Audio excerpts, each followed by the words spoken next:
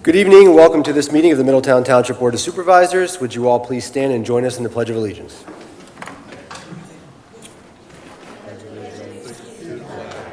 Pledge allegiance to the flag, to the United States of America, and to the republic for which it stands, one nation, under God, indivisible, with liberty and justice for all. Ms. Corporal, would you please call roll? Mr. Cusack? Here. Ms. Hannah? Here. Ms. Kane? Here. Ms. Payne? Here. Also in attendance tonight is Township Manager Ms. Tooley Cools, Assistant Township Manager Mr. Vala, Township Solicitor Mr. Esposito, Township Engineer Mr. Kessler, Chief of Police Joseph Bartarelli, Police Captain Pete Feeney, Director of Building and Zoning Jim Ennis, Director of Parks and Rec Paul Capera, Director of Finance Laura Hucklebridge, Director of Public Works Eric Gardemeyer. Thank you, Ms. Corporal. Our next Board of Supervisors meeting will be Tuesday, February 18th, 2025 at 7 p.m. Couple upcoming events. Our Park and Recreation Comprehensive Plan meeting, number 1, will be Thursday, January 23rd, 2025, and that'll be at 7 p.m. here in the Public Hall. Also, we have our Teen Talent Competition, and that's coming up on Saturday, January 25th, 2025, and that'll be at the Oxford Valley Mall from 4 p.m. to 6 p.m. Next, we have a special item tonight, and that is the swearing in of our newest police officer, Officer Gabriel Fisher. Chief?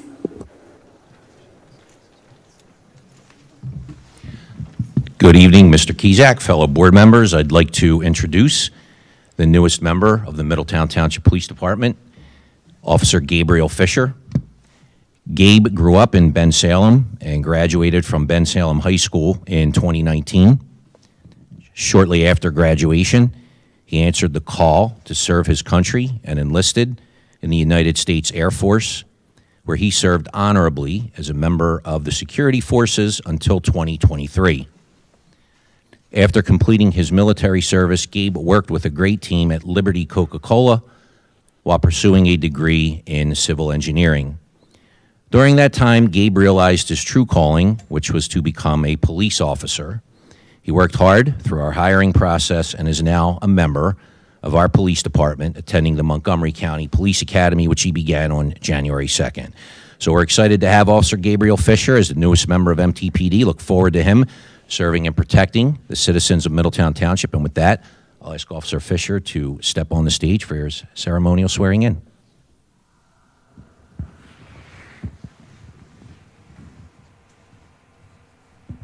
Somebody want to hold the Bible for you? Any family member? Somebody want to come up and hold it? Any family member want to walk up there and hold the Bible?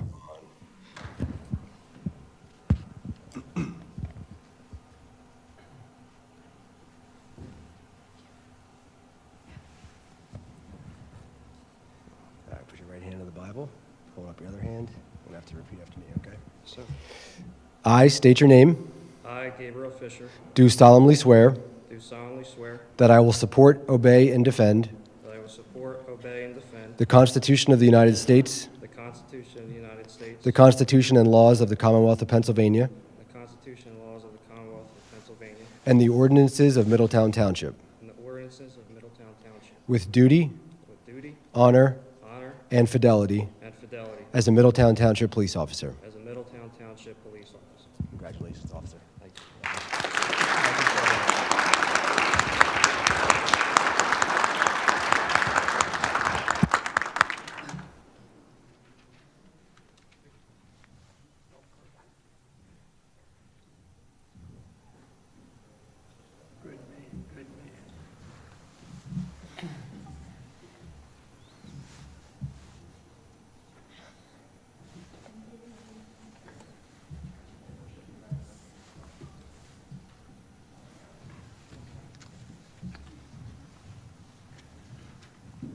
Congrats again. Swearing in part's over now. Thank you, Mr. Cusack. Thank you, Chief Bartarella, and again, welcome, Officer Gabriel Fisher. That brings us to public comment on non-agenda items. I'll pause for a moment. Anybody who's here tonight only for Officer Fisher swearing in, feel free to leave. You don't have to stick around for the rest of the meeting. I'll pause for a moment to let folks leave.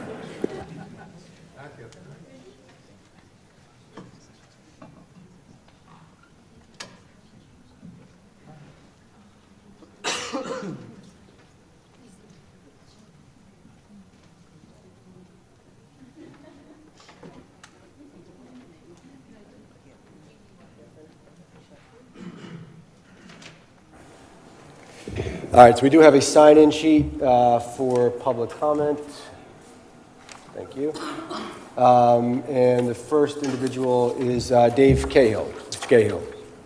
Yeah, Dave Cahill, 462 Cynthia, former member of the Pendle Fire Company. Happy New Year. You have any answers for me to any of my questions since August? Any of the supervisors?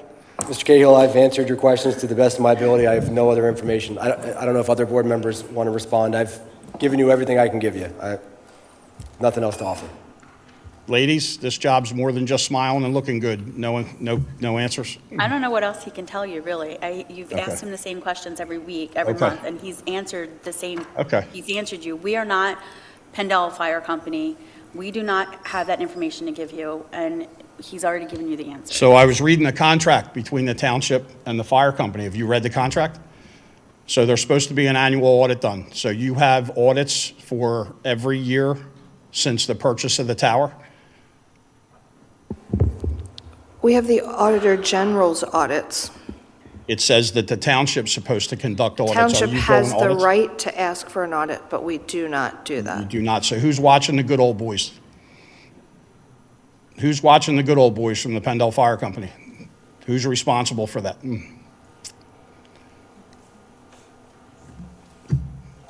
Who's responsible for watching the Pendle Fire Company from the township? The Pendle Fire Company is its own separate entity. Not They are according to the contract. Mr. Cahill, I'm not going to keep doing this. You've come here every month, you ask the same And you questions. told me a couple months ago that I could come here to this microphone and ask any question that I wanted. Now it's turning. Now you're turning on me, Mike. I'm not turning it. You've Now asked the it's same different. questions every No. month for 3 months So now. who's responsible for watching what's going on? I don't know what you mean by that. Pendle, nobody.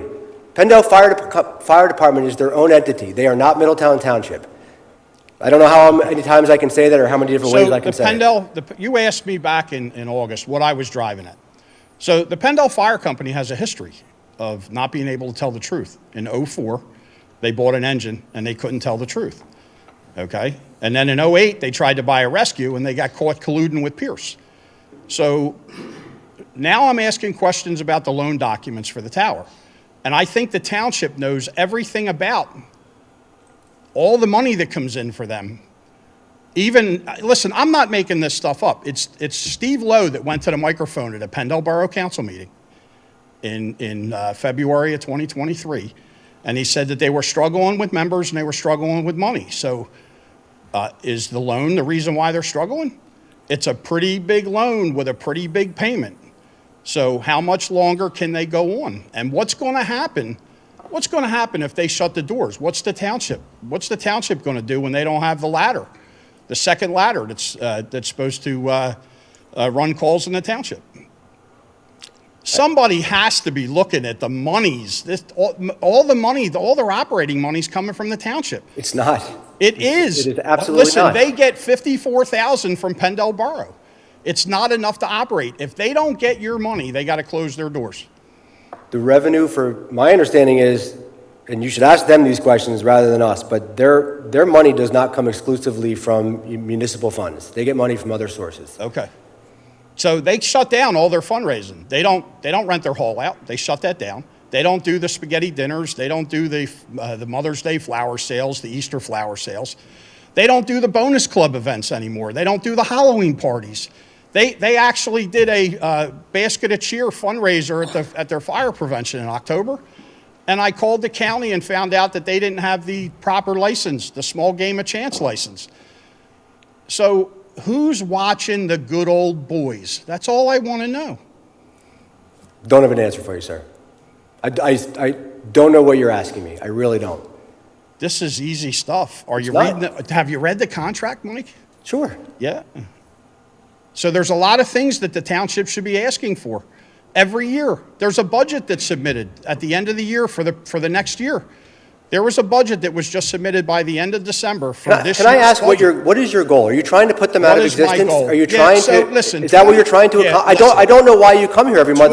20 years ago, they threw me out. They treated me like a criminal. And this is my payback. Okay. Well, I don't have a strike on my record. I'm a law-abiding citizen with not one strike on my record. Okay? So I have questions, and I want answers. Then ask Pendel Fire I Company. figured I'm coming to the right place. Well, you're not. I'm not. You've come here how many months, every single meeting, asking the same questions? You clearly are not getting the answers you want. But the township's the one that's supposed to be asking the questions to the fire company. Your manager thinks this funny. She's got a smirk on her face. Okay, well. Why? Why does she have a smirk on her face? I'm not answering that Why is question. this funny to her? Who is she talking to from the fire company? All right, Mr. Cahill, we're going to What move have on to they something said else. about me? What have they said about me? Why is she smirking? Huh? Listen, this township's bigger and better than that. Do you know who I am? No, Do you know that I'm Fallen Officer Chris Jones's brother-in-law? I don't know that. Huh? I've never met you in my life, other than you coming to Why this would podium. I come here and tell stories? Why? I'm not suggesting you are. I Why? just don't understand why you're asking Middletown Township for information about loan documents you're from a giving fire them- company in a different municipality. Because you're giving them all of their operating money. And they are providing fire services to our residents in return for that money. And we are not giving them all of their operating money. You keep saying that, and it is not factually true. We do not. Anna Payne said that all the fire companies were fully funded. She didn't say they were fully funded by Middletown Township. They get funding from a variety of sources. She had on her campaign literature. I'm not talking that about they campaign literature. All the fire companies were fully funded. All right, we're moving on. Now you're getting into politics, and I'm just not going Mike, to do you it. keep shutting me down every meeting. The next person on the agenda for public comment is Bill Everett. Or Mr. Everett, are you going to wait to the agenda item? Then the next person is Maria Tenali. Can I say hi? Yes, ma'am. I live in Green Ridge Reed, Langhorne, and Pencrest Development. And the reason is because a couple years ago, we had an idea about building low-income houses for woods services place here in, and we fought it. We thought, we are hoping that it's over, but I heard that it's coming back. I hope I'm wrong. You don't understand me? Am I wrong? The idea of building low-income houses on woods services land, it's on or it's not? I'm sorry, I'm not exactly understanding. Okay. A couple years ago, you wanted to build, they wanted to build. Yeah, that was not in Middletown Township, right? That was, Here. So, yeah, Yes. Wood Services, Yes. a year and a half ago, maybe. okay. Proposed to build Okay. low-income housing apartment complex along Maple Avenue on that one. Yes. It was opposed at the zoning hearing board. They pulled the And they pulled project. They pulled I back. have not seen, as far as I know, we have not seen another application for Okay. for I that just to come in. heard that the idea is coming back. And that's what, my comment is about that.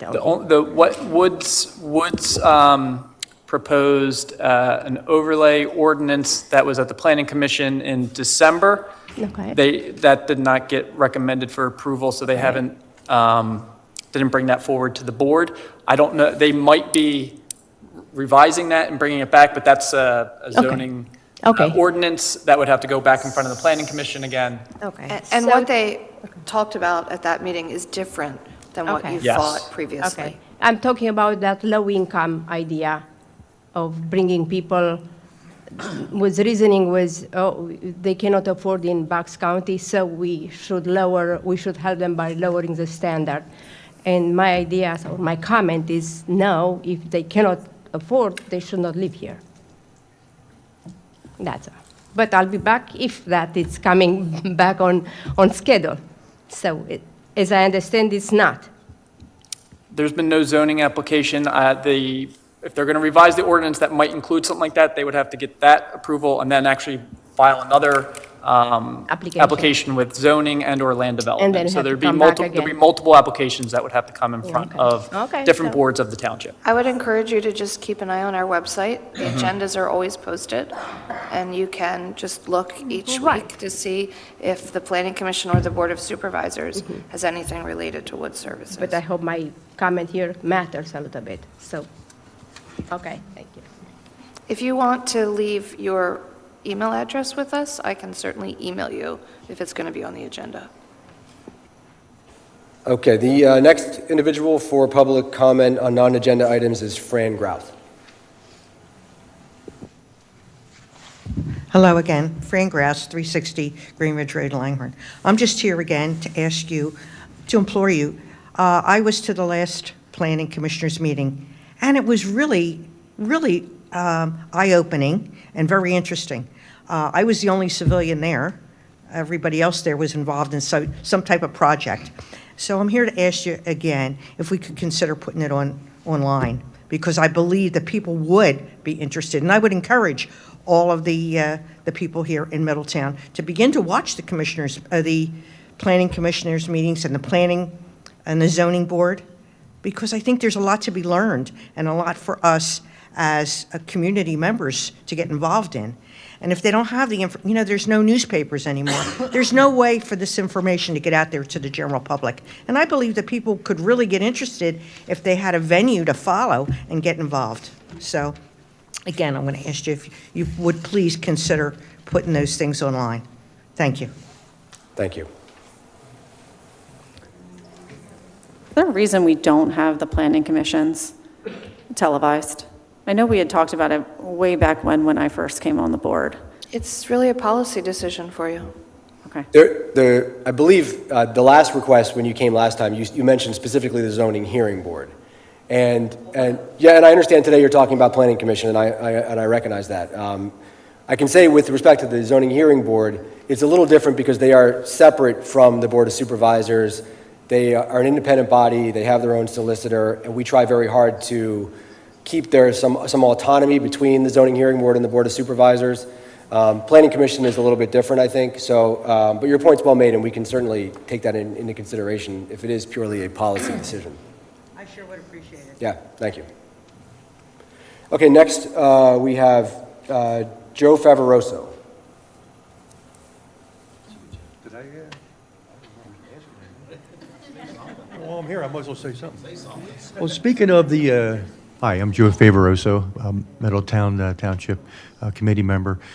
The two large buildings down by Reedman's, there's no signs on there of what they're building or what those buildings are for. Do you guys have any information on that? Those two large buildings, you know what I'm talking about? The ones off of 213? The warehouses. Yeah, is that what they are? They're going to be warehouses? Yeah. Do we have any? I don't know if they were Amazon buildings or, you know. I don't know that they've been leased that I know of. I'm not even sure they're done. They're referred to as distribution warehouses, so Oh, Amazon-esque. We don't know Oh, okay. specifics. That's what I but, kind of figured, but I didn't see anything. They'll be renting to folks who are distributing products similar to that.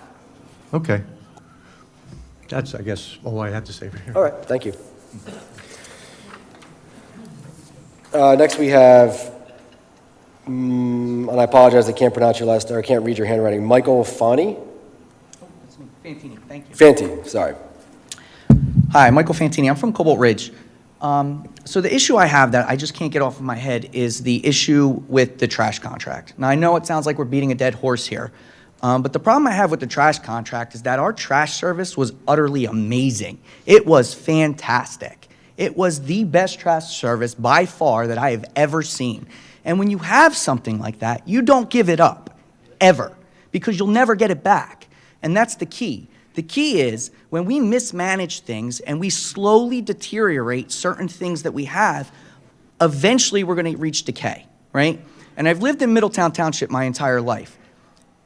It's a beautiful township. I recommend it to anybody. But the problem I have is year after year after year, I get more concerned that we have nothing to show for our township. You know, we have, like this gentleman just said, we have empty warehouses that are just being built, right? We have that giant M that had to be taken down on the side. You know, we're losing our trash service, which was utterly phenomenal, and I just can't get over that. That is utterly ridiculous to give up something like that, especially when most of the citizens were against that. I just watched today, because it is trash day, an elderly woman across the street from me who has to bring her own trash down. No one lives with her. She couldn't bring her trash can down. It's huge. It's ginormous. She couldn't do it. My father went over and helped her. Thank God, right? But we got to think stuff through. And then my other question is the actual trash service itself, right? So when I watch the trash truck, I notice that it's the claw machine. They have the claw, they dump the trash cans over the head. So I wanted to ask is why did we all need new trash cans? And did the township pay for those for us to get new trash cans out of our tax dollars? Because theoretically, that claw machine could work on pretty much any trash can of a certain size, right? So did we pay for those trash cans through our tax dollars? It's part of the service, so you're paying for the contract, and that's coming dollar for dollar out of, so it's not a tax. So basically, we made an agreement, and you're getting, each resident is getting charged for that service. So it's not coming to the township anyway, and we didn't pay for any of the trash cans. It's part of what you get for that, for the trash service, and it does need to be that special trash can. So you can also request a smaller can.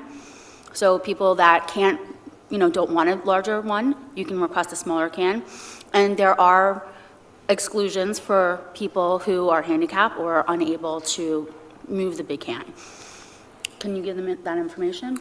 Yeah, the smaller containers will be available beginning in April, but as far as anybody in the community who has any sort of accessibility needs, whether they're registered disabled or just simply have some mobility issues, please have them contact us at the township. We are able to provide some assistance to them from Waste Management for anybody who needs that assistance. So, but nothing's free, right? We know that. This is the real world. Nothing's free.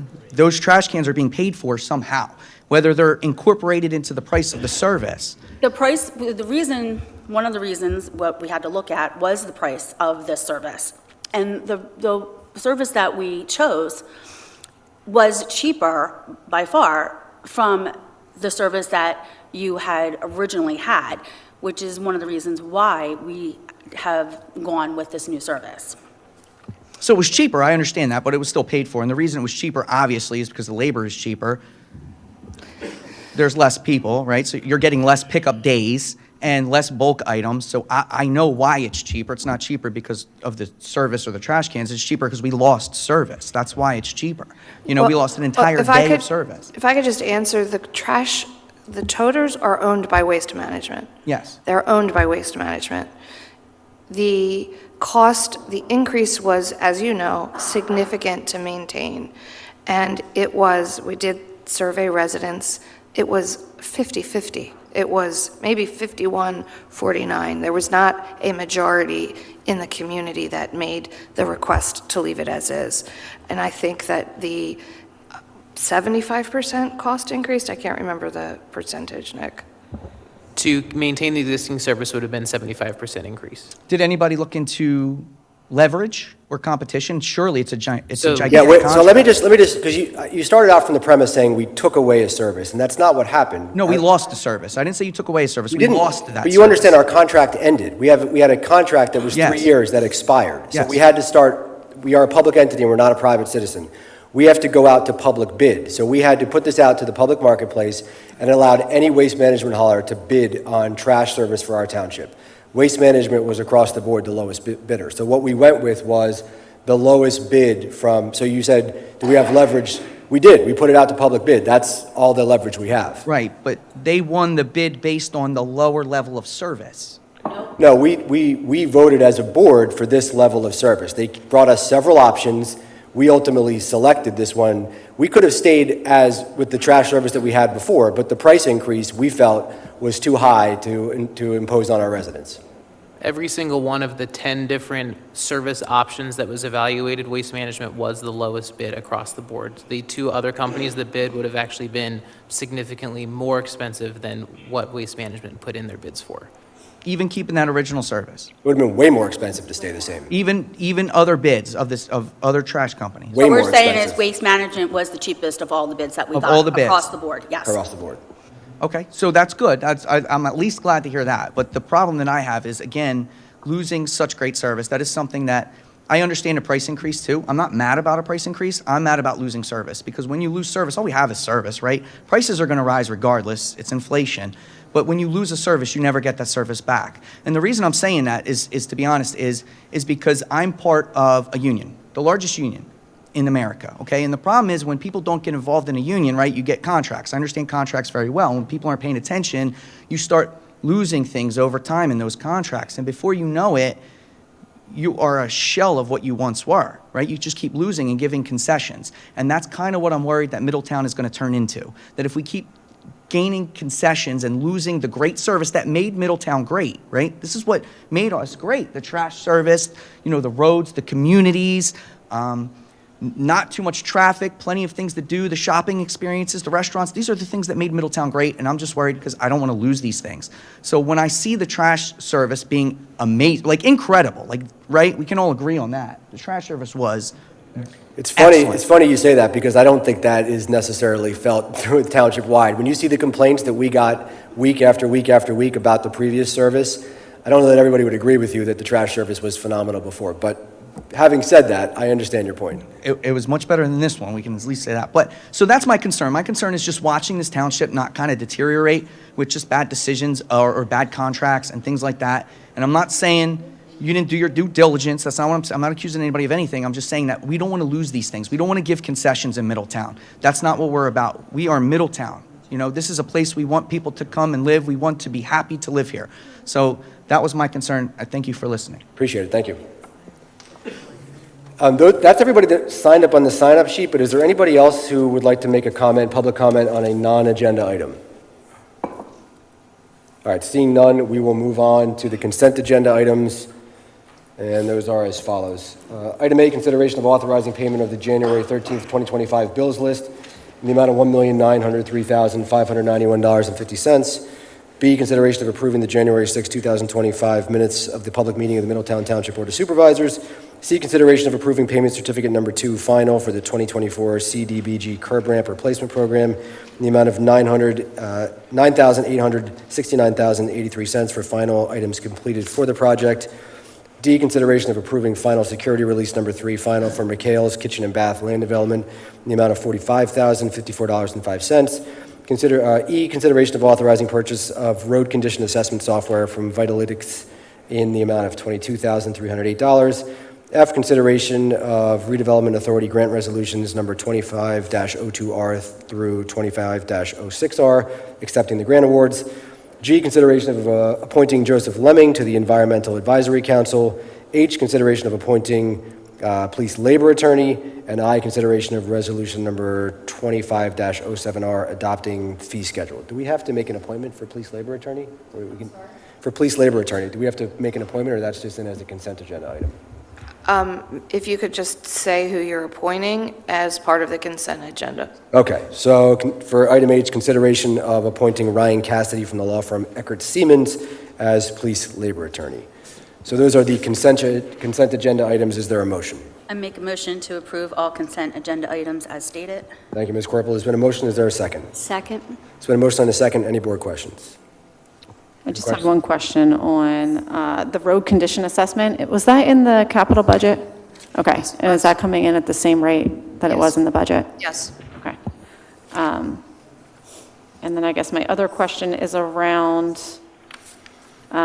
just a quick question on the curb ramps, probably for Isaac.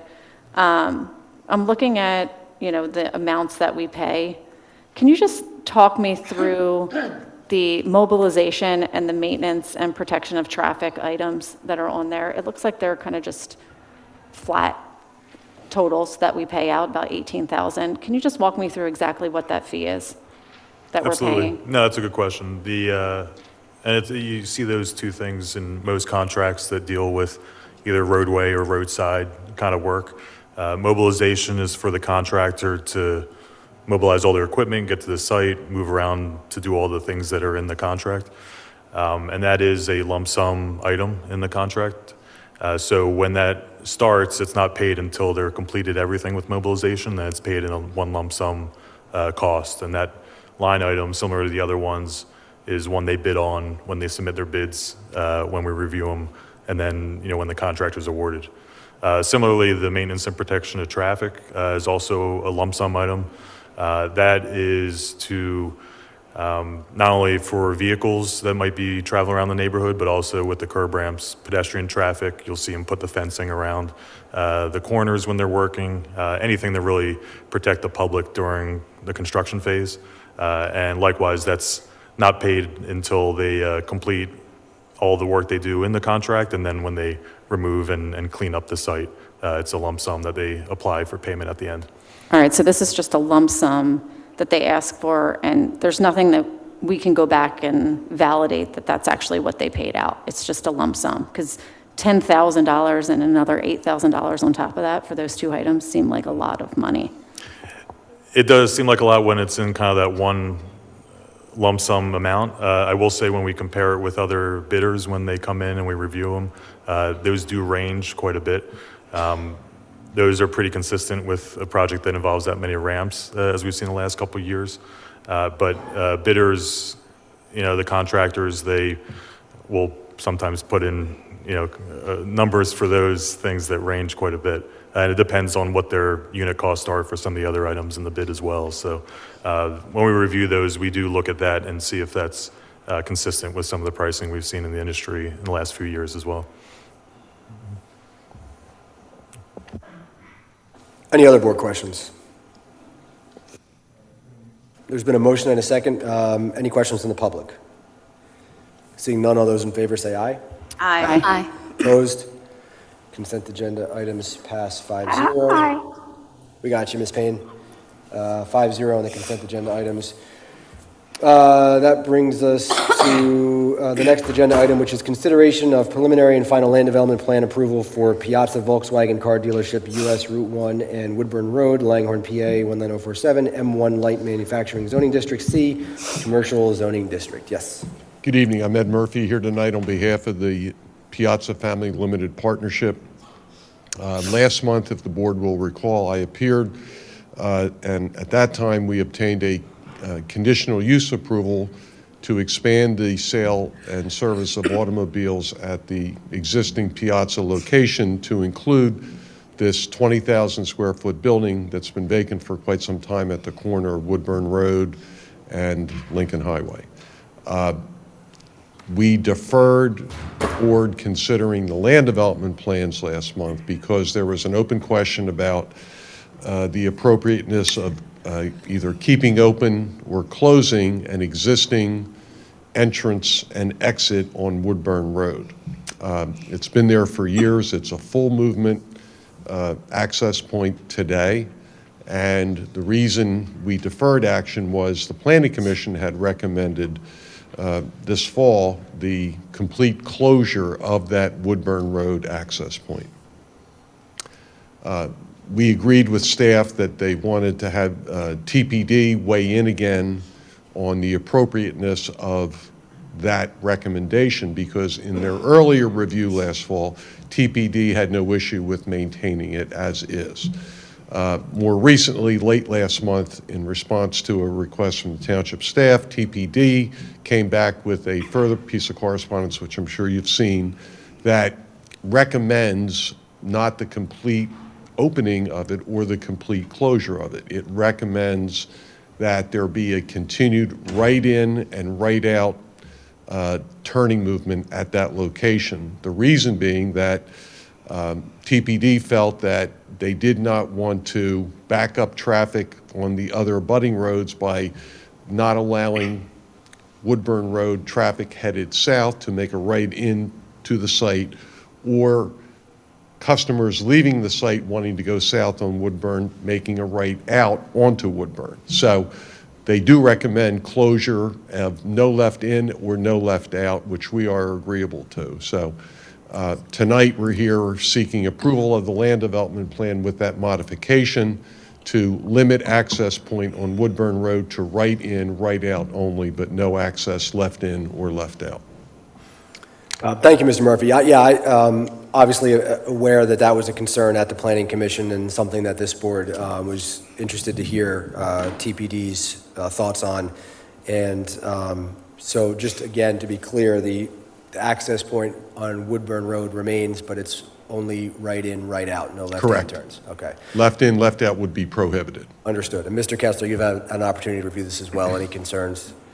We do, yeah. We concur with the traffic engineer's assessment as well. So we recommend what they have proposed as the right in, right out. Okay. Any other board members have questions for Mr. Murphy? Can you walk me through pedestrian access around there? I know is it there? Is it going to be added? We will add the sidewalk on our side of Woodburn Road along that whole frontage of Woodburn Road, yes. That was a recommendation for staff to increase connectivity in the immediate area, even though there is an existing sidewalk on the other side of Woodburn. But we are going to add a sidewalk on Woodburn on our side, yes. And there's no sidewalks on the Business Route 1 or Route 1 or 213, are there? There is a sidewalk on Route 1. Okay, And I'm not sure about 213. okay. And I can't see that Yeah, I far. couldn't to tell know, in the but, plans. And again, that corner has been an eyesore for a very long time. Can you walk me through kind of what it's going to look like when it's ultimately developed so that residents can know? Well, it's going to become a Volkswagen dealership. It's going to be completely gutted and completely refurbished inside and out, and it's going to have the same look as all the other Piazza dealership buildings on there. So it's going to be completely brand new. And you're right, it's been an eyesore since I was little. Long time. Yeah. And that was a long time ago. Any other board members have questions? If not, I can accept a motion. I make a motion to grant preliminary final land development approval for Piazza Volkswagen Development SLD number 24-05 with the following conditions. 1, applicant should comply in full with requirements of Middletown Township subdivision and land development ordinance and the Middletown Township zoning ordinance unless relief was granted by the body having jurisdiction. 2, all comments still outstanding and review letters shall be fully addressed for plans to be considered final, including the approvals of outside agencies, i.e. PennDOT, for completion of plans in their jurisdiction. Thank you, Ms. Corporal. Is there a second? Second. It's been a motion and a second. Any board questions? Any questions from the public? Seeing none, all those in favor say aye. Aye. Aye. Opposed? Carries 5. Thank you, Mr. Murphy. Thank you. Next on the agenda is discussion of application for a text amendment request. WB Homes, 1492 Woodburn Road, Levittown, PA 19057. This is the former Knights of Columbus property. Mr. Murphy again. Good evening again. I'm here tonight with Chris Canavan, who is the president of WB Homes. I think the board is generally familiar with the property that is the subject of this discussion. We had a very robust discussion recently with your planning commission about the merit of a proposed modification to your underlying professional district to allow at least in Middletown, a somewhat unique public-private partnership between WB Homes and Habitat for Humanity to allow for a certain number of units within the project to be dedicated to Habitat for use for attainable housing. I know that tonight's not the night for an in-depth discussion about that prospect, but I would like Chris to come up, introduce his co-partner, if you will, from Habitat, and just very briefly provide an overview of the merit of this, which is interesting, which I think all of us that are involved in it have the opportunity to really establish a blueprint for something that I think is going to become more interesting and popular in other municipalities as well. So in some sense, you were on the cutting edge here of doing something really different that I think has a lot of interest and merit. So if Chris wants to come up and introduce Florence.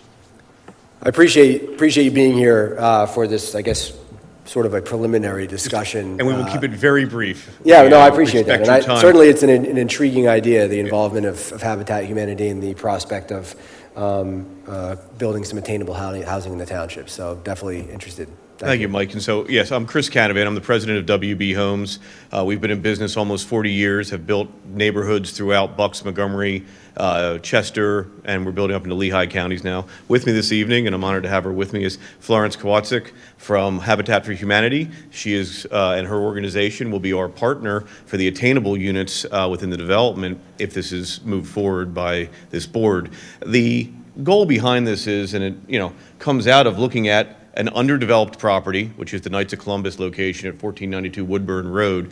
And what do you do with a site like that that's in your P professional but is an area of mixed use? You have a great transportation network there. You have public transportation with bus service going through there. And how can we re-envision that? And in looking at your comprehensive plan from 2020, there is 2 strategies that were specifically discussed in there with regards to changes in zoning and zoning strategies to deal with infill development. This would be the infill development. We're looking at an amendment to the P professional to allow for not taking away anything. It just adds another choice so that when you're looking at an underdeveloped property like this, what are the choices that are available?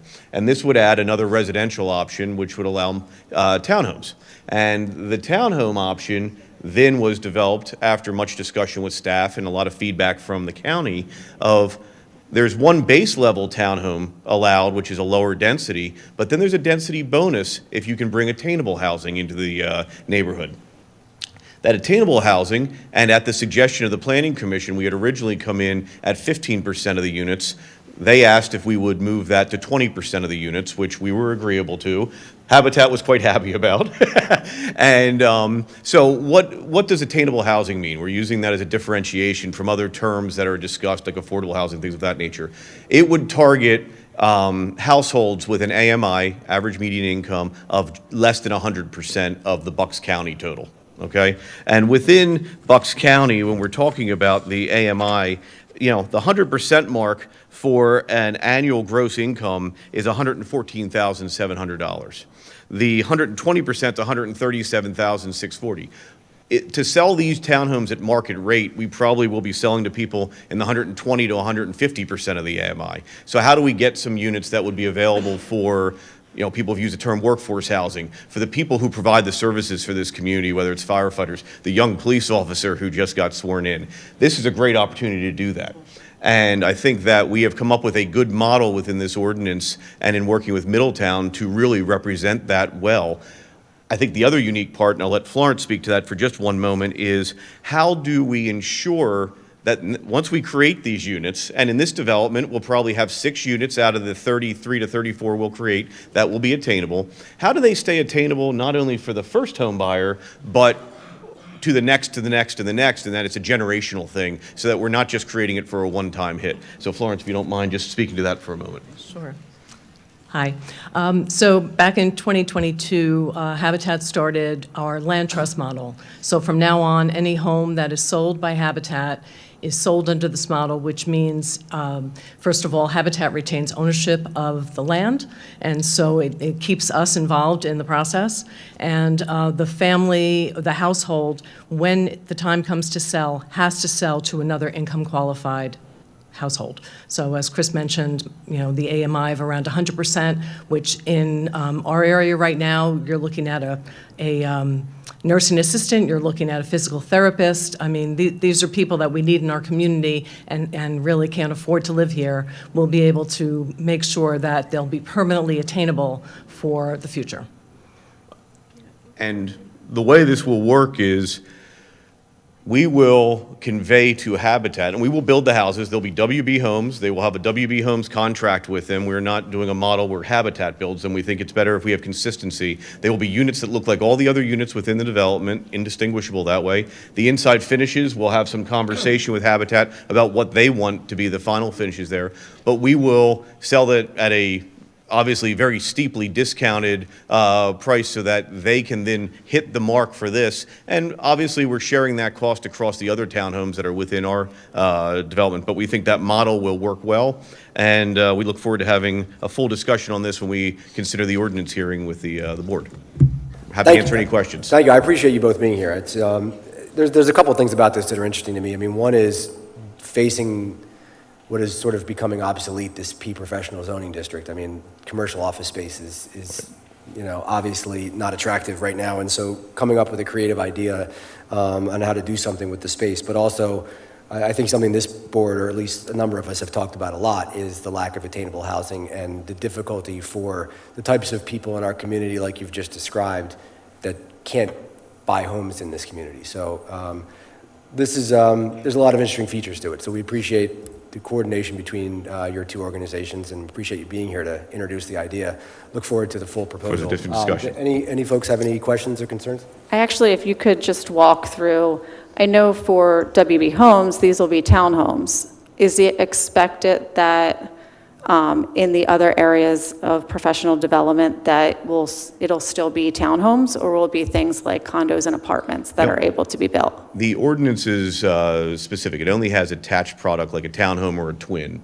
That would be, under this ordinance amendment, that would be allowed. It does not go to the multifamily options like apartments or condos. It is strictly limited to an attached product like a townhome or twin. Other questions or comments?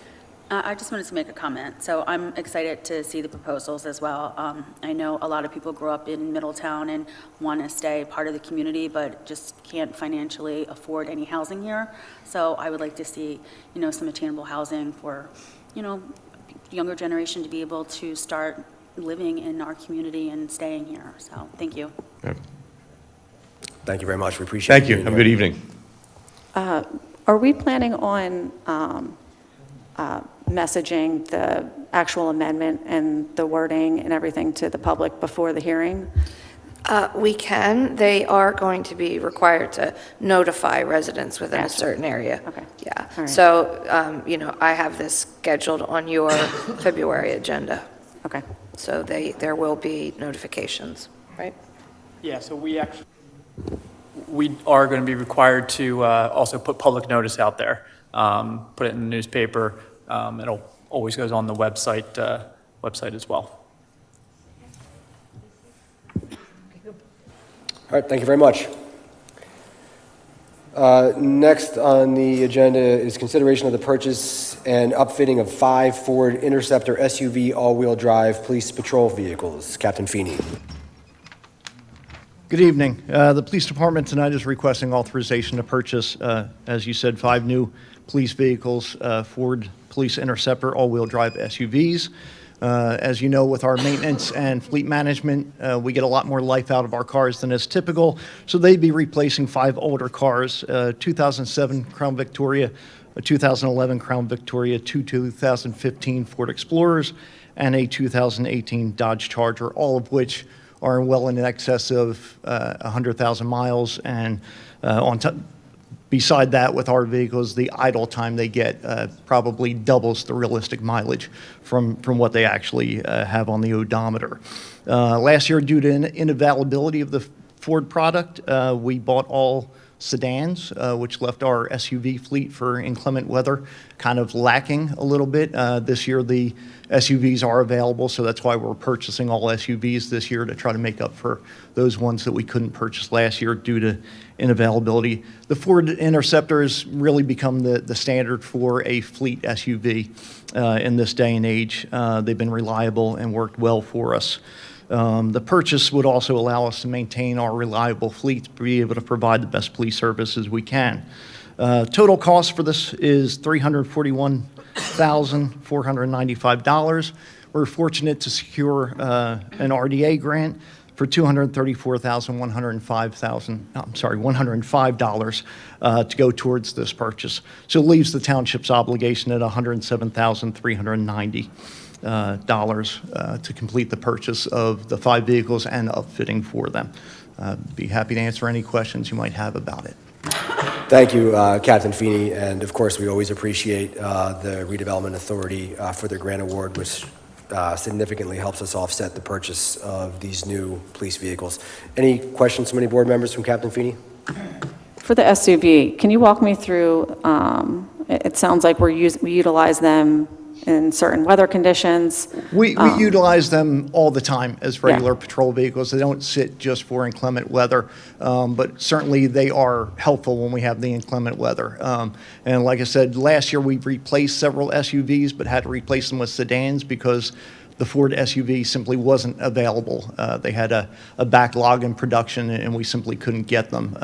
So we took SUVs out of the fleet last year and had to replace them with sedans, which is why we're looking to buy all SUVs this year as opposed to a mix, which we do some years, so we can make up the SUVs that were lost last year. Also, the SUVs and the sedans are about the same cost. I don't know the exact numbers on the base vehicle, but they're within a couple $100s of each other. So buying the SUVs doesn't really add much cost to the All right, that was my next question, too. Yeah, they're about the same cost. All right, and I know we're tight this year for budget. Did we anticipate getting the full amount of RDA for the full funding? Or are we okay with getting less than that and covering the extra $110,000?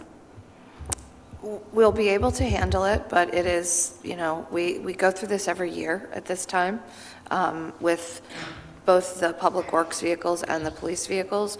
On the public works side, we can go to the road machinery fund. For police, we have to hit the capital fund. Any other questions for Captain Feeney? All right, I move to authorize the purchase and upfitting of 5 Ford Interceptor SUV all-wheel drive police patrol vehicles for a total cost of $341,495, with $234,105 funded by the Redevelopment Authority grant and $107,390 funded by the Township Capital Fund. Is there a second? I'll second. There's been a motion and a second. Any board questions at this time? Questions from the public? Seeing none, all those in favor say aye. Aye. Aye. Opposed? Carries 5-0. Thank you, Captain Feeney. Thank you. And I think you're here for the next one, Yes, right? I am. Consideration of Mike, I'm going to interrupt you. We have a hand raised in the audience. I didn't know if you wanted to make I'm comment. sorry, Ms. LaRoe. Come on up.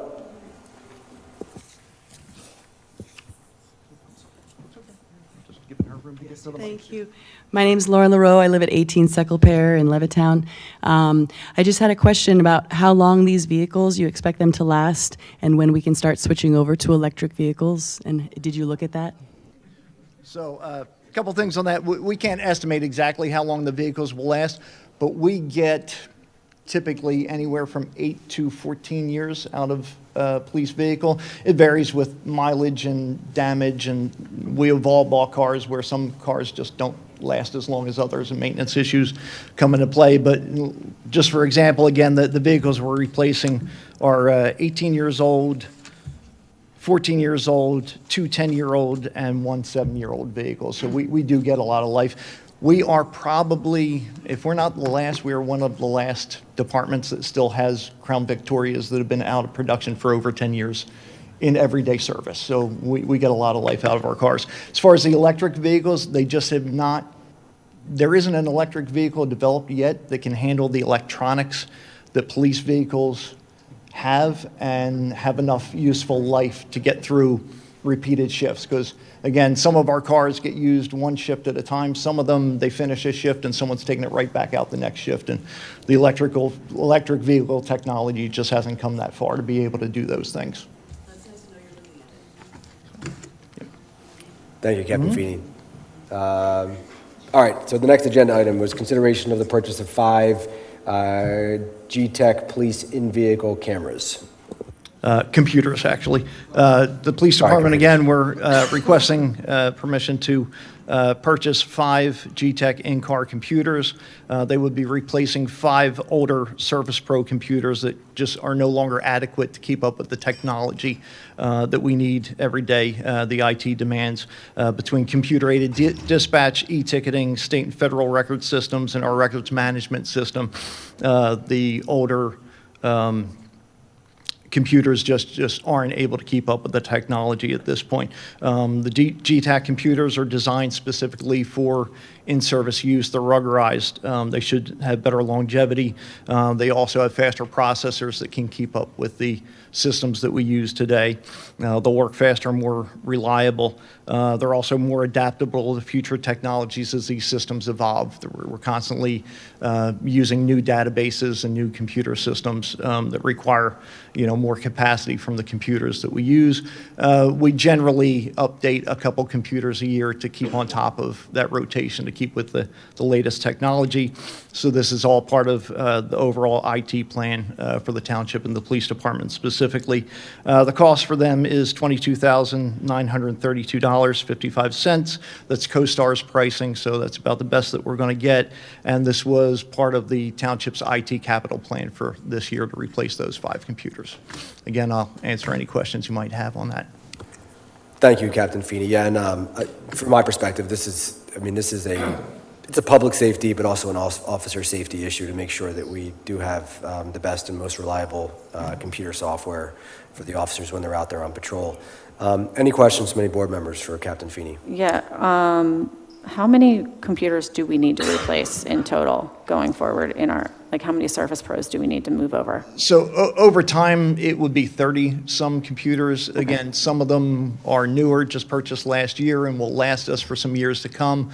Some of them have been in the cars for 6, 7 years at this point.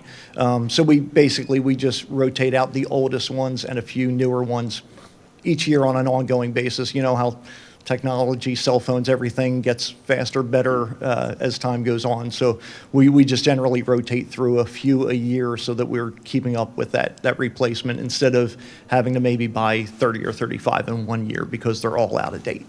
Great, and this was in budget and aligned with what we thought budget was going to be. And to be honest with the replacement, we go with what Chad tells us needs replaced each year. He tells us how many computers are pretty much bogging down the system and no longer able to keep up, and that's how many we look to replace that year. Fair enough. Any other questions for Captain Feeney? If not, I can accept a motion. I move to authorize the purchase of 5, Getig in-vehicle computers for a total cost of $22,932.55 with funding source from previously approved township IT capital funds. Thank you, Ms. Corporal. Is there a second? Second. A motion and a second. Any board questions? Questions from the public? Seeing none, all those in favor say aye. Aye. Thank you. Carries 5-0. Thank you, Captain.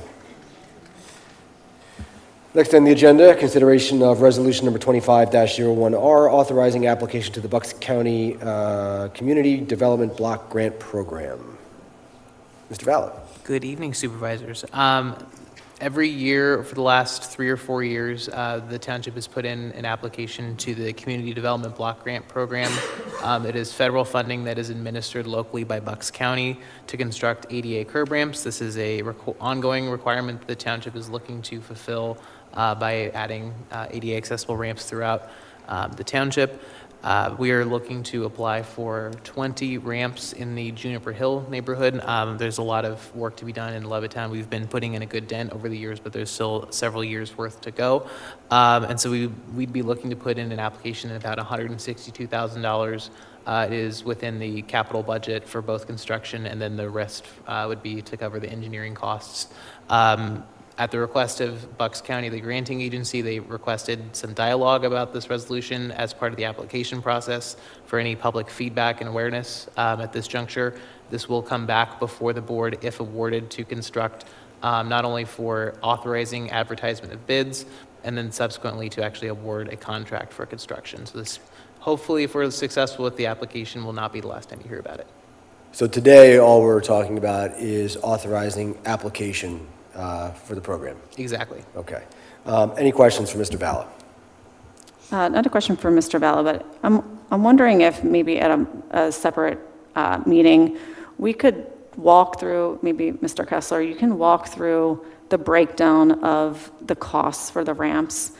We're doing 20 ramps, that's $10,000 a ramp. Just helping me and the public understand why it costs so much to put these ramps in. It just feels like it is so high cost right now that it's taking so long for us to be able to get these to become ADA compliant. I want to get there sooner and faster and see if there's anything that we can do, but really understanding that underlying cost would be helpful. Yeah, I agree. I think, and we can definitely have a meeting to kind of outline all that, but the costs, when we say per ramp, it's the curb ramp itself, which also involves redoing the curbing. It also includes the approaches of the sidewalk that come down to the ramp, the working surface that you see, and some of that pavement restoration. So a few things go into it. To your point, they are very expensive, I will admit. It's concrete and all the other things that go into it. But we do see that cost, as a per unit cost. It's, an expensive item to replace as we go through and update the ones that are out of date throughout the township. So, any other questions? All right, I will make a motion to adopt resolution number 25-01R, authorizing application to the Bucks County CDBG program. Is there a second? Second. There's been a motion and a second. Any board questions? Questions from the public? Seeing none, all those in favor say aye. Aye. Opposed? Carries 5-0. Thank you, Mr. Vallet. And that brings us to an update on the Newtown Bucks Joint Municipal Authority. As I think most people know at this point, we had a presentation here by the Newtown Bucks Joint Municipal Authority on their ongoing project to build their own wastewater treatment plant in a location that is immediately adjacent to the border of Middletown Township. And we had a number of residents come out, ask questions, express concern. We had our Environmental Advisory Council that provided some really fantastic information and insight. And so what we are here now to do is not only revisit this for discussion, but what we've been doing as a board in the meantime is we've engaged our solicitor, Mr. Esposito. We've also engaged the services of an environmental attorney. Mr. Kessler, our township engineer, has been very busy, and our Environmental Advisory Council has been very busy. And so we are beginning to put together, at least high level, the beginnings of a plan for how we in Middletown Township can make sure we are involved in this process and make our feelings known. So, Mr. Esposito, I'm going to ask you first, if you don't mind, just sort of run through from a legal standpoint, sort of the different paths and what our plans are. So, yes, thank you, Mr. Kizak. You did ask me to look at the legal options for this, and first I wanted to make sure we were getting the correct environmental attorney to handle this matter. I spoke with the chair of my law firm's environmental law group, who is Mark Freed. Mark has agreed that he would like to take the lead on this project. Just to give everyone a background of Mr. Freed, he is the chair of our environmental law group as well as the chair of our municipal law group. Mark served 8 years as an assistant counsel with the Pennsylvania Department of Environmental Protection. At the DEP, Mark was lead counsel to the Southeast Regional Waste Management and Water Supply Management Programs. He also counseled DEP's water quality, storage tanks, and land recycling programs. Mr. Freed also served 2 years as criminal prosecutor in the Pennsylvania Attorney General's Environmental Crime Section, where he prosecuted cases involving water pollution, hazardous water, and storage tanks. Mark, when he went to the private sector, started representing municipalities and private resident groups related to environmental issues. Couple ones that he's currently doing, he currently represents Bristol Township related to their environmental issues with the Roman Haas sewage treatment plant. He has also represented plenty of municipalities opposing the Mariner 2 East Pipeline, as well as a couple other projects where he opposed landfills and quarries. So Mark and I discussed what our legal options would be, and there's two separate areas that we would go after this. The first one is the environmental planning and permitting stage with the DEP. The municipal authority would need to go through and get three phases with the DEP. The first would be to get Act 537 planning approval. That's where they kind of have to prove that they want the need for this project. With these three areas, the Act 537 planning approval, they would also need an NPDES permit, as well as a construction permit. I think it's called a Part 2 construction permit. What we would propose in those three permitting phases is to be involved, comment on the application, review the applications, and discuss all of these with DEP. If we didn't like if they were approved, we would then have the option to appeal any decisions to the Environmental Hearing Board. After that, there's also the land use stage, where the municipal authority would need to get land development and zoning approvals from Newtown Township. We would also be able to be involved with to be in the zoning hearing board hearings and present evidence and testimony in there.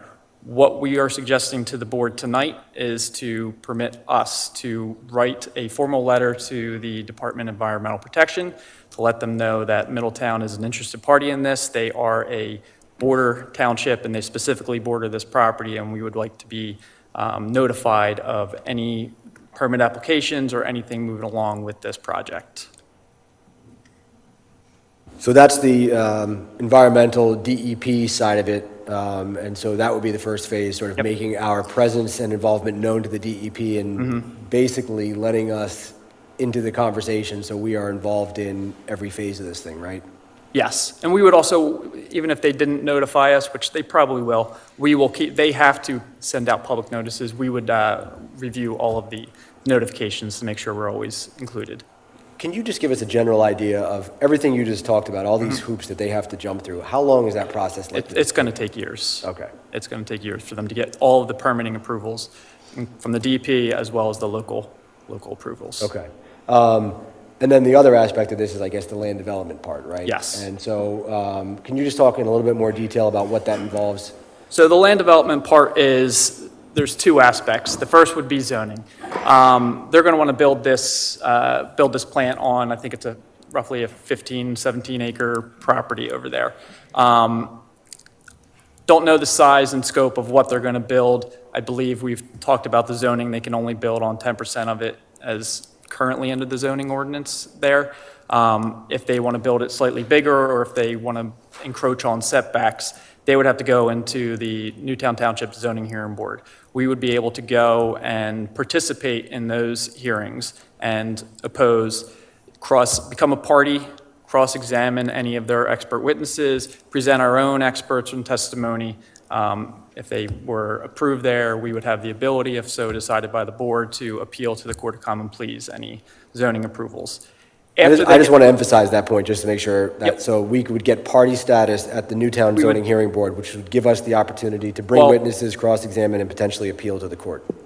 Yes, we would request party status. I mean, they would likely give it to us. I can't say for sure that they would, but we would request to improve why we deserve party status. Got it. If they got the zoning approvals and it moved forward, then they would go to the land development stage where they would have to do fully engineered plans of the project, and we could be included to review at their planning commission and their the Township Board of Supervisors as well. That's the last part. We would want to probably get more involved we would definitely want to be involved with the zoning aspect, and we would want to be involved with this aspect as well. But that aspect, if they comply with the subdivision and land development ordinance, it's a little tougher at that stage. So the two sort of primary prongs of attack would be DEP and Yes. Newtown Zoning Hearing Board. That's really where our two main focuses would be. Yes. And again, timetable. Is anything scheduled to go before the Zoning Hearing Board in Newtown? There's been nothing, no applications made with Middletown Township yet. And even with the DEP, we haven't seen anything yet. There was a permit issued a year and a half ago with, phosphorus levels, but that's not with this Act 537 planning facilities stage yet. And again, from a timing standpoint, are these things dependent upon each other? Meaning, does DEP permitting have to happen before they can go through land development, or can they sort of run parallel? They can run parallel. They would probably go for the Act 537 planning stage first, and then they can try to run parallel after that. It depends on how they want to do it. But it can run parallel, but I would assume they'd get some of the DEP approvals first. If they don't think they can get that, they wouldn't want to waste the time and effort going for the land development zoning aspect. Got it. Any board members have questions for Mr. Esposito about the legal plan? No, I just want to say thanks for the due diligence. Yeah, and excited to have Mark Freed on board as our environmental attorney. I do know Mark personally, and he's a very talented and very experienced attorney. I think he's the right man for the role, for sure. Mr. Kessler, do you want to talk about what you've been up to on the engineering side? Absolutely, and tough to follow Mr. Esposito there, and we appreciate the effort on that legal side that it comes into play with the permitting. But just to mention a few things that we've started to look into and will continue to do so on the engineering side. We've mentioned DEP a few times. DEP is also the approving agency for the township's MS4 program, as we talk about annually. Has the TMDL permit, which is our overall reduction goals for phosphorus levels and things like that in each of the watersheds that are in Middletown Township. Court Creek watershed being one of them, with Lake Luxembourg there. The main thing that we're looking to do in the near term here is to identify the best point of contact on the engineering side at DEP. Our office works with the DEP on a regular basis here and throughout this southeast region, which includes basically the southeast area of Pennsylvania. And to start that dialogue, talking about our approved TMDL plan for the township and why a proposed wastewater treatment plant would have them rethink that at all as far as their reduction goals would be concerned. It's the concern of the water quality, obviously, on the engineering side, as well as some of the quality of life aspects that we've looked at and have discussed so far. Any kind of odors or things from the treatment plant that could affect the neighbors, and also downstream is the big concern as the township's downstream from where they are. What we've done, and we want to thank the EAC as well as the community groups here in Middletown. We've met with the representatives from EAC. They are looking to put more of kind of a formalized memo together just to have all those concerns on paper, so that when we start this dialogue with the DEP, we can bring that with us and really start to get into the nook of the issues that we want to bring up and oppose. We want to look at any alternatives that this project may have that would not involve discharge and downstream to Court Creek, as well as opportunities of having it just located somewhere different entirely as the old treatment plant was, and make sure all those options are vetted and reviewed not only by the DEP in the proper way, by their personnel, but that they have Middletown Township kind of in their ear and discussing it along the way, each step that they take a look at things. Just to clarify a bit, that DEP letter that Mr. Esposito referenced, it was 2023. That was the project, I guess initially they were reaching out to DEP to find out, it's called PELs, it's preliminary effluent limits, like what actually the treatment plant discharges. And they asked them kind of what the limit was for treated wastewater to the creek. They did issue a number there, and that is something that doesn't really have consistency with the TMDL plan that Middletown has. That's one of our first questions for the DEP. But it also is worth stating that in that letter, it clearly states that that doesn't grant any kind of approvals or anything. It's just kind of an informational letter while they kind of assess some of the preliminary work on their project. So to point already stated, they would still have to come before the DEP with applications and all types of design they would have to eventually do if they're not kind of already putting some of those numbers together. And that still has to be reviewed. None of that's approved or granted any kind of limits to date. This is just some preliminary information that they gathered. So our next step on the engineering side is to start that dialogue with DEP, with the engineering folks. We also have planned to have more of a regular meeting with the EAC representation for the township and just kind of have all of our information and kind of our comments as a township put in one place. We're looking to regroup on January 24th, and we'll do that probably on a biweekly basis or so as we start to talk to DEP to get some more information. Excellent. Any questions for Mr. Kessler from any board members? I have a question. You were talking about the limits that they had proposed. Could you shed some light on what that means for everybody? The limits that Newtown is allowed to have and what we currently have? Sure. So the limits that I'm referring to are kind of elements that wind up in the waterways, and there's safe levels that the DEP and the EPA kind of set as the thresholds, and every 5-10 years or so, they might drop it a little bit. And it's intended with the TMDL plan that we have as a township to make sure that the waterways are trying to reach those goals. And when we say our MS4 program, we try to have projects that reduce those things like phosphorus and nitrogen and things like that in the water. That just is, some of it's natural in the environment, but then there's all kinds of things from, roadways and sewers and everything else that find their way through the system. So with a treatment plant, obviously there's a lot going on there. You're, treating it the best you can, but there's the discharge that is on the kind of downstream end that's supposed to be up to a certain level that it has to be water quality wise before the DEP will allow it back into a stream or creek or waterway. So when they ask for what the limits are from the DEP, that's them telling them, here's your threshold that you need to meet. And that's what we want to definitely make sure that that's looked at very closely compared to what they told the township for our stormwater projects. And also if there's alternatives that can be considered as far as where that treatment plant would be sending its water. Thank you. Have we invested any money over the past few years in Core Creek specifically, trying to lower those levels through MS4?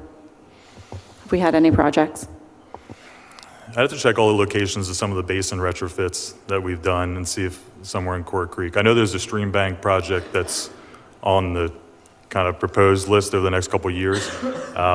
Most of the ones in recent years have been basin retrofits, and it's for that reason. It's to kind of manage that stormwater before it gets into the streamways. That's something I can look into though and follow Yeah, up. because I know the county has also looked at doing a lot of that work for at least Lake Luxembourg.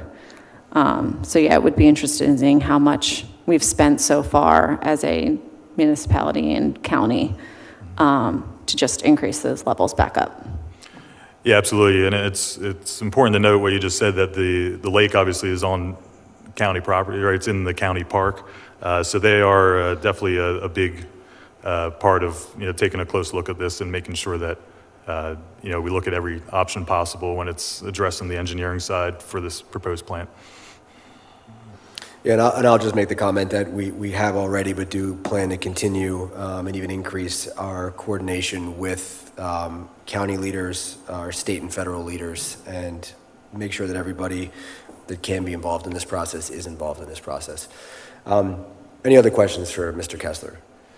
I do want to just mention, Ms. LaRoe, you don't have to say anything if you don't want to, but I do want to acknowledge you. Our chair of our Environmental Advisory Council is here tonight, Ms. LaRoe, and her organization have really been doing incredible work behind the scenes, a lot of the legwork, and have committed themselves to continue to help with this process and be involved.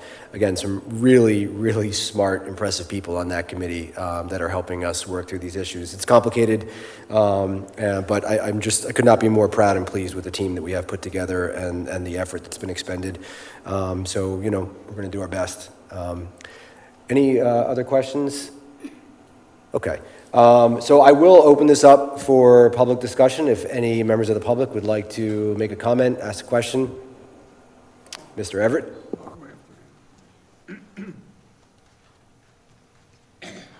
Good evening. Thank you so much for that excellent and thorough and detailed update on the work you're doing to stop the sewer plant. The last meeting, I provided an overview and our efforts and organizational structure of our grassroots against the sewer plant. Tonight, I'd just like to provide a brief update on our current activities and plans as a process of keeping the communication two-way going forward. So in addition to the relevant public meetings that we committed to when we were here before, this week, tonight, there are 2 environmental meetings that we're attending, 2 of them in Newtown and Newtown Borough. Tomorrow, the Newtown the Sewer Commission meets on their monthly meeting, and we will be attending that. And then on Wednesday, the Bucks County Sewer and Water has their meeting, and we'll be attending that. So our commitment to stay plugged in and observing all the relevant meetings in this, and we'll maintain that commitment going forward. We are organizing, our next big item here is we're organizing residents to attend the Newtown Board of Supervisors meeting January 22nd at 7 p.m. at 100 Municipal Drive.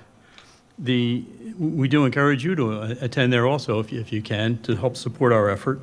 But we are specifically asking Newtown residents, Middletown, and Lower Makefield to attend and respectively voice their concerns against the sewer project in front of the Newtown Board of Supervisors. In additional activity from the political front, we are actively we've got a meeting set with Joe Hogan, and we're committed. This is, of course, a bipartisan issue, so we're committed to make sure we're meeting with each of the local local politicians, state politicians, and ultimately congressional politicians to make sure they're aware of the concerns of the public from our grassroots perspective. So in closing, I just want to share with you that we now have an email address for citizens if they have any questions of us or comments to make or want to get involved to try to help the cause, because like you said, this could take a while. So that email address is stopthenewtownsewerplant@gmail.com. That's stopthenewtownsewerplant@gmail.com.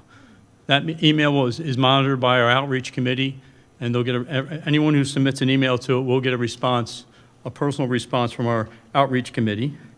And then in other news, we have established a website. So that website is stoptheplant.net. We've just launched it. Our latest flyer is there, so it's a little bit under construction, but it is up. So that's another avenue for people to find out what's going on from our perspective. And we're intending to develop a newsletter so we can consistently share information going forward in this effort. So with that, I thank you for the time tonight. Thank you very much, Mr. Effort. Yes, Mr. Warren. Thank you, Mr. Supervisors. It's a bit ironic that I speak tonight. First of all, I concur that it'll take years to get from here to ribbon cutting if that ever happens.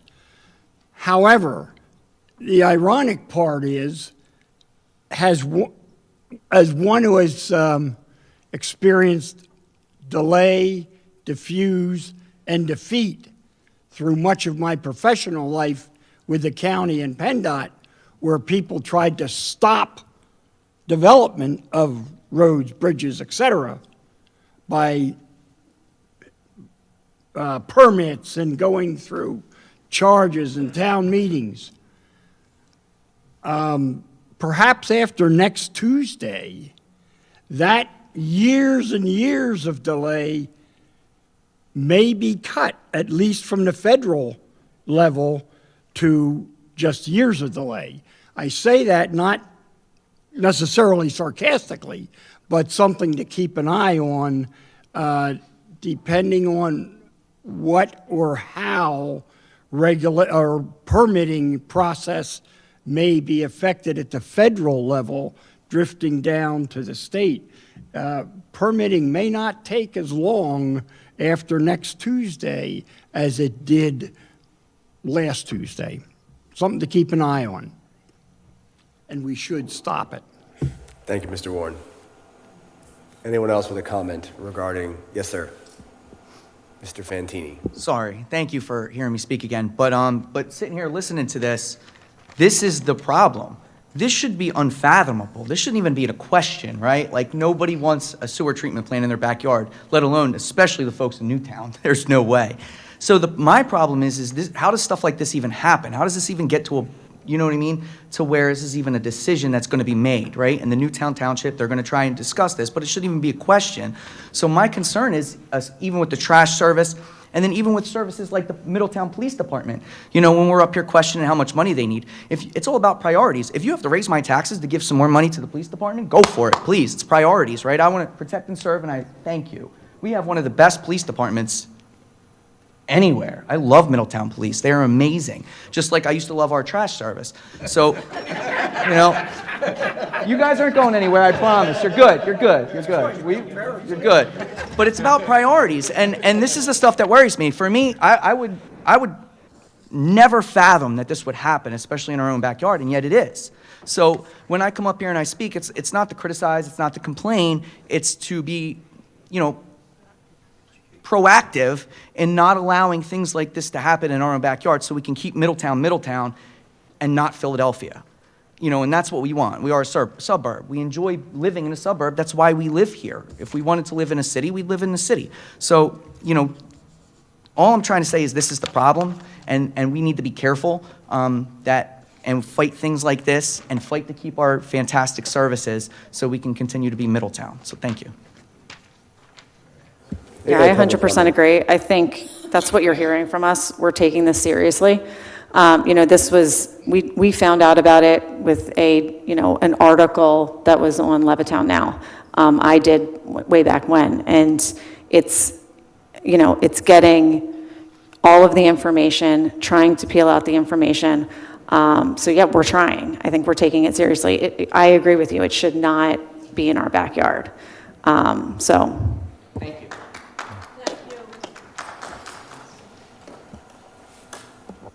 Yes, Ms. Salvucci. Now I'm in trouble, you know my name. Donna Salvucci, 144 Pine Glen. And we've been very clear that, unfortunately, all of you, like all of us, this was a surprise attack. I am part of the steering committee with Bill and with Gary, and the multifaceted approach that you have clearly put a lot of energy into, we really appreciate. I mean, this is what we've been doing behind the scenes. Not a scientist by any stretch of the imagination, at least not in this realm, and so really, you blew me away. So thank you. This is exactly what we were hoping for. This is exactly what we need.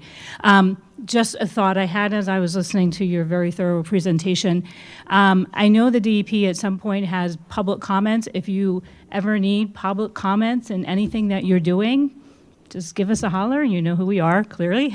We'd be glad to be right there, okay? Thank you. Have a good night. Thank you. And I will just say, I've done this every time this topic has come up, but I do want to commend Mr. Everett, Ms. Salvucci, and your group for the effort that you are putting together. I've said many times, it's one of the most well-organized and impressive community organizations dedicated to a specific issue that I've seen in the 6 years that I've been doing this. So great job, and we appreciate your ongoing support, and we will certainly continue our efforts to keep the lines of communication open with your organization and work together. Thank you. Other public comment? Yes, Ms. Kraus. I'm going to go back to something that was a little earlier. I'd be remiss if I went home with this on my brain and didn't say it. The builder and the Habitat for Humanity, I would like you to look into that a little further before you give it the go-ahead. They're calling it affordable housing, but there's only going to be 6 units that are given to Habitat for Humanity. The other 24 or so units are going to be in the neighborhood of $600,000. I don't understand how they can call that an affordable housing project when only 6 of the 100% of the units are going to be affordable to people who qualify under Habitat for Humanity. My thinking was, if all of the units were equally divided in price, and maybe they were around $400,000, then we could call it affordable housing to everyone. So I'm not anti-Habitat for Humanity or any of that, but I'm sitting here, I was to the planning board, so I heard all of the information on their presentation, and it just concerns me that it might be more of a harm to the community than an asset. So I would hope that before you approved it, you got all of the details, okay? So, thank you. Thank you. Any other public comment? And just to be clear, we are still on the Sewer Authority agenda item. I understand and it's fine. Any other public comment? All right, seeing none, then we will conclude the discussion regarding the Newtown Bucks Joint Municipal Authority wastewater treatment plant proposal. We will most likely be discussing this more in the future as there is information to update the community on. And we will endeavor to make this, when there is information to share, we will endeavor to make it an agenda item so that people do get notice of that in advance. So that moves us into other business. So I'm going Supervisor Hezek, is there anything we have to do? Do we have to move to have you guys draft a letter? I was just going to recommend, just to make a motion to authorize me to send a letter on behalf of the township that we would want to DEP directly. So moved? So moved. Is there a second? I'll second. Been a motion and a second. Any more questions? Questions from the public? All those in favor say aye. Aye. Aye. Opposed? Carries 5-0. Thanks, Ms. Kane. Appreciate that. Okay. Other business. Mr. Kessler. Nothing further. Thank you. Mr. Valla. Nothing, thank you. Mr. Esposito. Just want to announce that the board did hold an executive session immediately prior to tonight's meeting to discuss potential litigation matters and personnel. Thank you. And go Birds. Ms. Thioli-Cools, I think you have an announcement. I do have some news to share regarding my role here in Middletown Township. After much thought and consideration, I've decided to transition my career, and I'm going to be leaving Middletown Township to embark upon a municipal consulting career. I have worked closely with the supervisors to develop a very thoughtful plan, which will phase out my involvement over the next 6 months. This is going to mark the end of a very fulfilling 13 years as your township manager, and although it was a very difficult decision, it's really the right time for me in my career. It's really been an honor and a privilege to work alongside many talented and dedicated individuals. Our elected board and the many elected boards I've worked with are extremely dedicated and talented staff, and the incredible members of the community that we serve. So I really think we've accomplished a lot together. I'm very proud of it. And I think it's time to pass the torch and have someone else take over to guide the township forward. In my next role, I'm going to be using the experience that I have gained in the last 33 years. I can't believe that. And I'm going to be helping public and private entities navigating some of the challenges that we have been navigating here. And although I'm very excited about this opportunity, I really cherish my time here in Middletown. And I just want to thank everyone for their support, for their trust, for their confidence, the collaboration over the 13 years, and you have my solemn promise that I will work diligently over the next 6 months so that we can ensure a smooth transition and continued success. Well, I'll just say that we certainly are sad to see you go, but we also wish you all the best as you transition to the next phase of your professional career. I do think I speak on behalf of this entire board and probably all prior boards that it's been an honor and a privilege to serve with you and work alongside of you, and just thank you for your dedication to the residents of this township. I don't know if the residents of this township all truly know and appreciate how much you do for them every single day. It's frankly overwhelming, and so you are a true public servant, and we really do appreciate. But we're not done yet. You're not leaving us yet. We still have a lot of work to do. So we do appreciate you making the announcement and letting folks know that you are going to be transitioning. Thank you.